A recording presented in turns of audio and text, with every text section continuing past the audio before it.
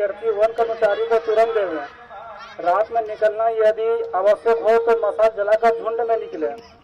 सभी घरों के बाहर पर्याप्त रोशनी करके रखें ताकि हाथी के आने से पहले दूर से पता चल जाए। अगर हाथी गांव के निकट आ जाता है तो उससे पर्याप्त दूरी बनाकर रखें। हाथी द्वारा कान खड़े कर सूंड ऊपर उठाकर आवाज देना इस बात का संकेत है कि वो आप पर हमला करने आ रहा है। स्थिति में पहाड़ की ढलान की ओर दौड़े, ऊपर की ओर नहीं, क्योंकि हाथी ढलान में तेज गति से ऊपर नहीं चढ़ सकता, परंतु चढ़ाई चढ़ने में वो दक्ष होता है। सीधे न दौड़कर आड़े तिरछे दौड़े, कुछ दूर दौड़ने के पुल रह सके और आपको सुरक्षित स्थान पर जाने का समय मिल जाए। हाथी से बचाव में क्या करें क्या न करें। किसी भी प्रकार का शोरगुल व हल्ला न करें और उस क्षेत्र को तुरंत छोड़ देवे। हाथी को पता चलने की स्थिति में उत्सुकता पूर्वक उसके विचरण क्षमता में भी उनके नजदीक बिल्कुल भी न जावे। यह प्राणघातक हो सकता है। हाथियों को फसल से लगे खेत में होने की स्थिति का पता चलने पर उन्हें खदेड़ने उनके समीप बिल्कुल न जावे। आक्रमण होने पर वो आप ही सबसे पहले नुकसान पहुंचा सकता है। शौच के लिए खुले खेत व जंगल में लगे स्थान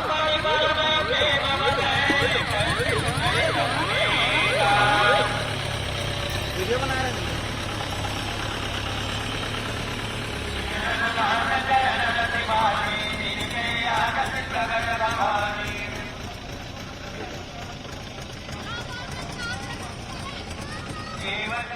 हाथी मानव द्वंद को रोकने के लिए गज यात्रा एक महत्वपूर्ण अपना भूमिका अदा कर रहा है इस मैटर पे। एक्चुअल में इसका कॉन्सेप्ट हमारे आदरणीय डीएफओ साहब श्री पंकज राजपूत सर का ये कॉन्सेप्ट है। इसमें क्या है 8/10/2021 को इसकी शुरुआत हुई। इसमें यह होता है कि जो हाथी से बचने के जो उपाय हैं, क्या हमको करना चाहिए क्या नहीं करना चाहिए, उसका व्यापक प्रचार प्रसार किया जाता है गांवों में जाकर के, और ग्रामीण जनों को ये बताया जाता है कि हाथी के आने से आपको क्या करना चाहिए और क्या नहीं करना चाहिए। तो उसके लिए गज यात्रा के मार्फत गांव-गांव में जो है मॉर्निंग के टाइम में अपन एक शेड्यूल जारी करते हैं। उस शेड्यूल के अंतर्गत मॉर्निंग में स्कूलों में जो है बच्चों को बताया जाता है कि उनके आचार व्यवहार के संबंध में बताया जाता है, उनका बर्ताव कैसा है, हाथियों का बर्ताव कैसा है, ये बताया जाता है और जागरूकता फैलाया जाता है।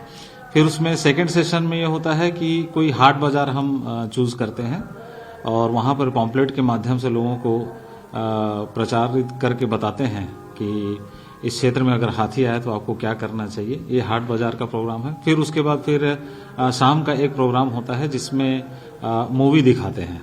उसमें एक एंगल है और एक पर्दा भी लगा हुआ है और साथ में स्पीकर वगैरह भी साथ में लेकर के चलते हैं।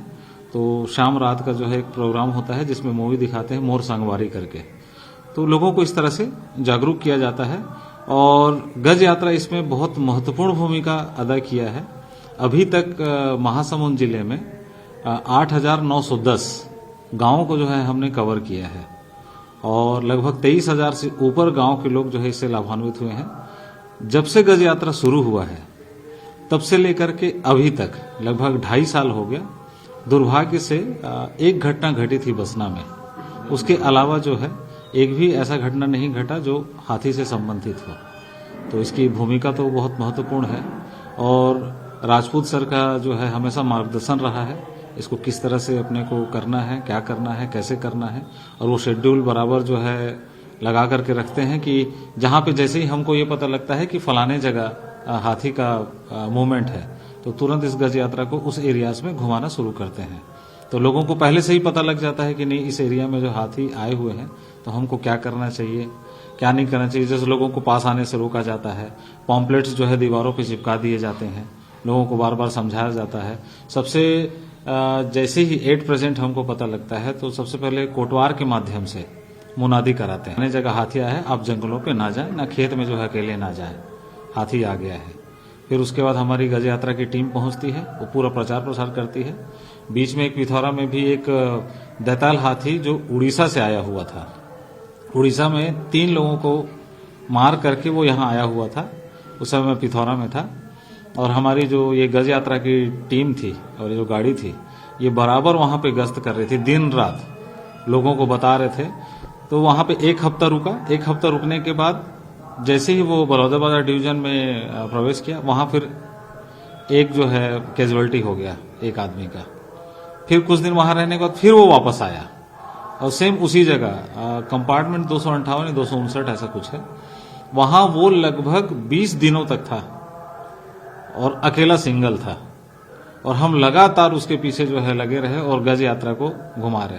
तो बहुत मतलब उसका इफेक्ट ये देखने को मिलता है कि उसके रहने से, हमारे गज यात्रा की जो गाड़ी है उसके रहने से ये होता है कि लोगों में जागरूकता और कैजुअलिटीज नहीं होती है। ये हमने प्रत्यक्ष देखा है, क्योंकि यहां से जैसे ही वहां उधर गया एक ह्यूमन बीइंग जो है कैजुअलिटी हुआ, उससे पहले 3 का करके आया था। तो रात को बकायदा हम अपने गाड़ी में सायरन लगा करके लोगों को जागरूक करते हैं और इस तरह से करते हैं और आगे भी करते रहेंगे।